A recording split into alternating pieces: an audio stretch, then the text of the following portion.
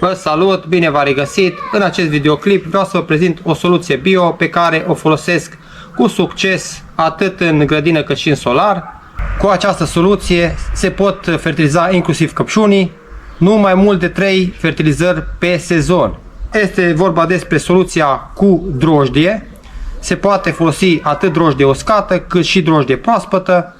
În această rețetă eu folosesc drojdie proaspătă. Pregătim bolul. Pentru această rețetă se folosește 50 de grame de drojdie proaspătă. O desfacem și o punem în acest bol.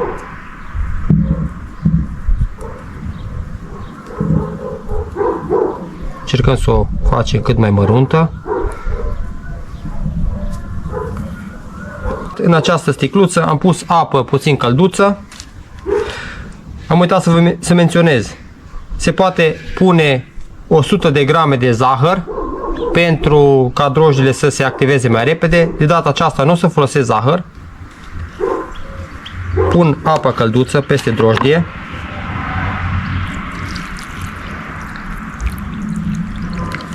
Așa. Aproximativ 200 de mililitri de apă. Iar acum, cu o lingură, o să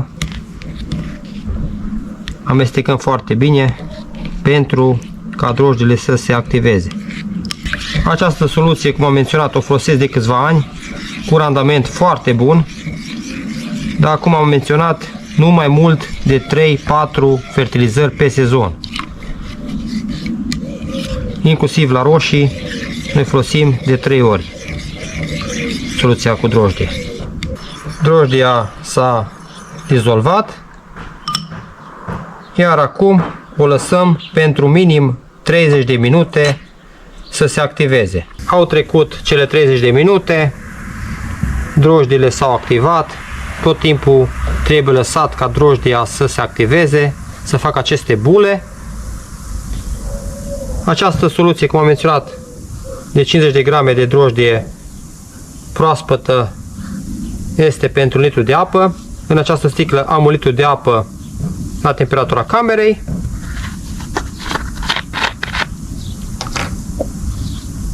Pun pâlnia și o să pun drojdia.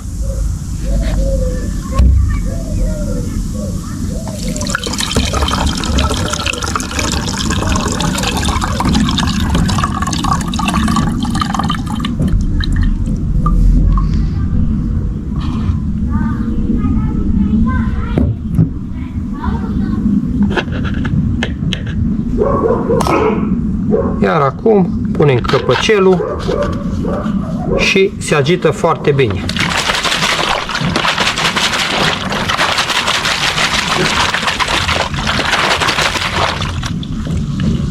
Această sticlă o să o las din nou pentru aproximativ 10-20 de minute și pe urmă o să vă arăt cum fac diluția. Au trecut aproximativ 15 minute. Între timp mi-am pregătit într-o găleată 5 litri de apă la temperatura camerei și acum o să fac diluția. Practic, acest litru de soluție cu drojdie o să o combin cu 5 litri de apă.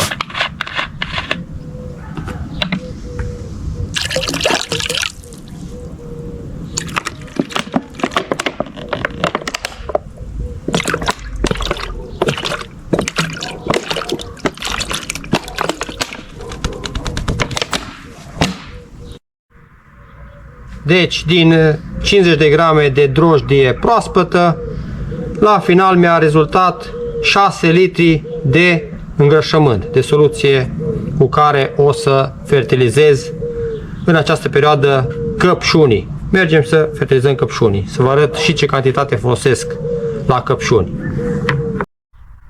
Am ajuns în mica mea plantație de căpșuni, mai amestec încă o dată această soluție. Cum am menționat, după ce am curățat căpșunii de tot ce înseamnă uscat, după ce am rărit, urmează să le aplic prima fertilizare cu această soluție pe bază de drojdie. Ca și cantitate folosesc acest păhărel de 250 de mililitri, practic el are 230, umplut o să aibă undeva la 250 de mililitri de soluție. Maxim 3 fertilizări pe an cu drojdie se folosește. Și fertilizarea începe încă de la început, ca drojdia să-și facă efectul.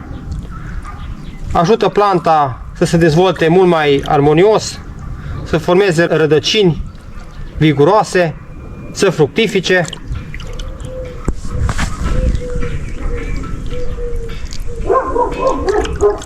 Deci la fiecare pun câte 250 de ml. La prima am pus puțin mai mult, că m-am luat cu dumneavoastră la vorbă. Deci un păhărel de 250 de ml la fiecare plântuță. Eu o să continui să fertilizez căpșunii.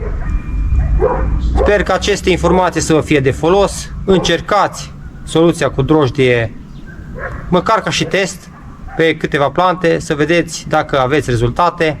Sper că aceste informații să vă fie de folos. Dacă sunteți pentru prima dată pe acest canal și vă place ceea ce postez, nu uitați să vă abonați. Mă ajută bineînțeles un like, un coment, o distribuire.